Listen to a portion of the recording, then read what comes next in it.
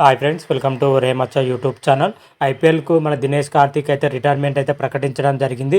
ఈ రిటైర్మెంట్ మాత్రం అయితే ఫుల్ ఎమోషన్లతోని ప్రకటించినట్లయితే అదేవిధంగా ఈ 17 ఏళ్ల ఐపీఎల్ చరిత్రలో మన దినేష్ కార్తిక్ వచ్చేసరికి ఏ జట్లకు ఆడాడు, ఏమైనా ఐపీఎల్ టైటిల్ గెలిచాడా, ఎన్ని రికార్డులు కొట్టాడా అనే విషయాల గురించి పూర్తి డీటెయిల్స్ తెలుసుకునే ముందు మా ఛానల్ సబ్స్క్రైబ్ చేసుకోండి. పక్కన ఉన్న బెల్ ఐకాన్ మాత్రం అయితే క్లిక్ చేసి పెట్టుకోండి. ఫర్దర్గా మేము వీడియోలు అప్లోడ్ చేసినప్పుడు మీకు నోటిఫికేషన్ వస్తుంది. ఐపీఎల్ 2024లో దినేష్ కార్తిక్ మాత్రం అయితే సూపర్ పర్ఫార్మెన్స్తో రాణించడం జరిగింది.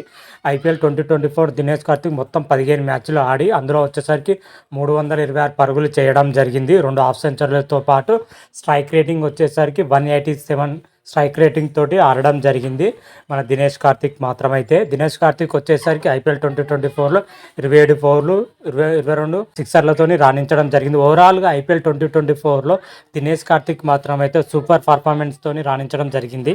దినేష్ కార్తిక్ వచ్చేసరికి ఐపీఎల్ 17 సీజన్లో కలిపి 257 మ్యాచ్లు ఆడడం జరిగింది. అందులో వచ్చేసరికి 4842 పరుగులు చేయడం జరిగింది. హైయెస్ట్ స్కోర్ వచ్చేసరికి 97 నాట్అవుట్గా ఉండడం జరిగింది.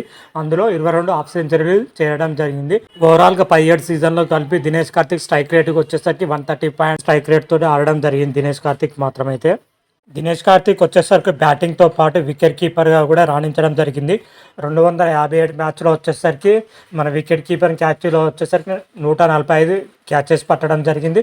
37 స్టంప్ అవుట్లు చేయడం జరిగింది. ఓవరాల్గా దినేష్ కార్తిక్ ఐపీఎల్ చరిత్రలో అతను రాణించే రన్స్ కానీ వికెట్స్ కానీ ఇవే ఉండడం జరిగింది. విధంగా వికెట్ కీపర్ పొజిషన్లో వచ్చేసరికి అత్యధిక మ్యాచ్లు ఆడిన రికార్డు మాత్రమైతే దినేష్ కార్తికే దక్కడం జరిగింది. సెకండ్ పొజిషన్లో ఉండడం జరిగింది. టాప్ పొజిషన్లో వచ్చేసరికి మహేంద్ర సింగ్ ధోని ఉన్నాడు. సెకండ్ పొజిషన్లో వచ్చేసరికి మన దినేష్ కార్తిక్ వికెట్ కీపర్ పొజిషన్లో మాత్రమైతే ఉండడం జరిగింది. ఓవరాల్గా ఈ 17 సీజన్లో వచ్చేసరికి దినేష్ కార్తిక్ 6 టీంలో ఆడడం జరిగింది. 2 టీంలకు అయితే కెప్టెన్స్గా కూడా చేయడం జరిగింది. అయితే 6 టీంలలో ఒక్కసారైనా టైటిల్ గెలిచాడంటే గెలవడం జరిగింది. ముంబై ఇండియన్స్ తరపున అయితే ఒకసారి టైటిల్ అందుకోవడం కూడా జరిగింది మన దినేష్ కార్తిక్ మాత్రమైతే. అయితే ఆ టీములు ఏవి, దినేష్ కార్తిక్ కెప్టెన్ చేసిన టీం ఏది, వాటి గురించి తెలుసుకుందాం. మన దినేష్ కార్తిక్ వచ్చేసరికి మొత్తం 6 టీంల తరపున ఐపీఎల్ కెరీర్లో ఆడడం జరిగింది. 2018లో వచ్చేసరికి ఐపీఎల్ కెరీర్ ప్రారంభించిన దినేష్ కార్తిక్ ఫస్ట్ సీజన్లోనే ఢిల్లీ డేర్ డెవిల్స్ తరపున అయితే ఆడడం జరిగింది. ఢిల్లీ డేర్ డెవిల్స్ తర్వాత కొనసాగించిన తర్వాత నెక్స్ట్ వచ్చేసరికి 2011లో పంజాబ్ కింగ్స్ 11 తరపున ఆడడం జరిగింది. ఆ తర్వాత నెక్స్ట్ సీజన్కి ముంబై ఇండియన్స్ తరపున 2 సీజన్లు అయితే ఆడడం జరిగింది. 2011, 2013. 2013లో వచ్చేసరికి ముంబై ఇండియన్స్ తరపున టైటిల్ కూడా గెలవడం జరిగింది ముంబై ఇండియన్స్. అప్పుడు ఆ టీంలో వచ్చేసరికి దినేష్ కార్తిక్ కూడా ఉండడం జరిగింది. దినేష్ కార్తిక్ ఐపీఎల్ కెరీర్లో ఒకసారి టైటిల్ గెలవడం జరిగింది. అదేవిధంగా 2014లో వచ్చేసరికి మళ్ళీ ఢిల్లీ డేర్ డెవిల్స్కి అయితే తిరిగి వెళ్ళడం జరిగింది. ఆ సీజన్ ఒక సీజన్ ఆడడం జరిగింది. ఆ తర్వాత వచ్చేసరికి 2015లో వచ్చేసరికి మళ్ళీ రాయల్ ఛాలెంజర్స్ బెంగళూరు తరపున ఆడడం జరిగింది. రాయల్ తరపున ఒక సీజన్ ఆడడం జరిగింది. ఆ తర్వాత మరొక సీజన్ వచ్చేసరికి గుజరాత్ లయన్స్ తరపున దినేష్ కార్తిక్ 2017 to 2019 వరకు ఆడడం జరిగింది. ఆ తర్వాత వచ్చేసరికి దినేష్ కార్తిక్ 2018లో నుంచి 2021 వరకు కోల్కతా నైట్ రైడర్స్ తరపున ఆడడం జరిగింది. కోల్కతా నైట్ రైడర్స్ తరపున ఆడినప్పుడే కెప్టెన్సీ కూడా చేయడం జరిగింది మన దినేష్ కార్తిక్ మాత్రమైతే. ఆ తర్వాత వచ్చేసరికి మన దినేష్ కార్తిక్ రాయల్ ఛాలెంజర్స్ బెంగళూరు జట్టు అయితే ఆడడం జరిగింది. ఇప్పటి వరకు మన రాయల్ ఛాలెంజర్స్ బెంగళూరు జట్టు వరకు అయితే కొనసాగించడం జరిగింది. చివరిసారిగా రాయల్తో జరిగిన మ్యాచ్లో మన దినేష్ కార్తిక్ అయితే మన ఐపీఎల్ కెరీర్కి అయితే రిటైర్మెంట్ అయితే ప్రకటించడం జరిగింది. ఓవరాల్గా చూసుకుంటే ఐపీఎల్ కెరీర్లో దినేష్ కార్తిక్ వచ్చేసరికి 6 జట్ల తరపున ఆడడం జరిగింది. ముంబై ఇండియన్స్ తరపున ఒక టైటిల్ గెలిచినప్పుడు అందులో ఒక సభ్యుడిగా అయితే ఉండడం జరిగింది.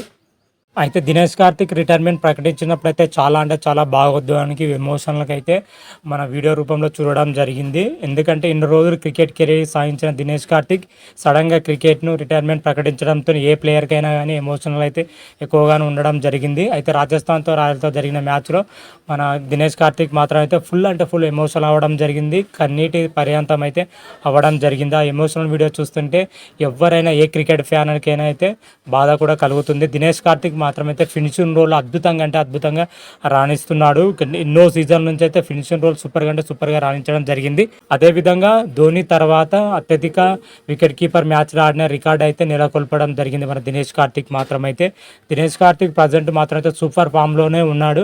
మరొక 2 సీజన్లు ఆడితే బాగుండేది. కాకపోతే ఏజీ మీద ఆడడంతోనే రిటైర్మెంట్ అయితే ప్రకటిస్తున్నట్లయితే సీజన్ ఆరంభానికి ముందే చెప్పడం జరిగింది. అయితే సీజన్ కంప్లీట్ కాగానే మన దినేష్ కార్తిక్ మాత్రం అయితే రిటైర్మెంట్ అయితే ప్రకటించడం జరిగింది. రిటైర్మెంట్ ప్రకటించిన తర్వాత మన దినేష్ కార్తిక్ వచ్చేసరికి యాంకర్గా పనిచేసే అవకాశం అయితే కనిపిస్తున్నాయి. ఎందుకంటే కొంతకాలంగా క్రికెట్కు దూరం ఉన్నప్పుడు కూడా యాంకర్గా చేయడం జరిగింది, క్రికెట్ కామెంటర్గాను. మరి రిటైర్మెంట్ ప్రకటించిన తర్వాత పూర్తి స్ప్లెడ్జ్గా అయితే క్రికెట్ కామెంటర్గా చేసే అవకాశం అయితే కనిపిస్తుంది మరి దినేష్ కార్తిక్ మాత్రం అయితే. క్రికెట్ జీవితం సజావుగా ఒడిదుడుకులు ఎదుర్కొన్నా కానీ మరి ఇప్పుడు యాంకర్ పొజిషన్లో కానీ కామెంటర్ పొజిషన్లో కానీ మన దినేష్ కార్తిక్ మాత్రం అయితే అన్ని శుభాలే కలగాలని, జీవితం మరింత ఎత్తుకు ఎదగాలని అయితే మనం మనస్ఫూర్తిగా కోరుకుందాం.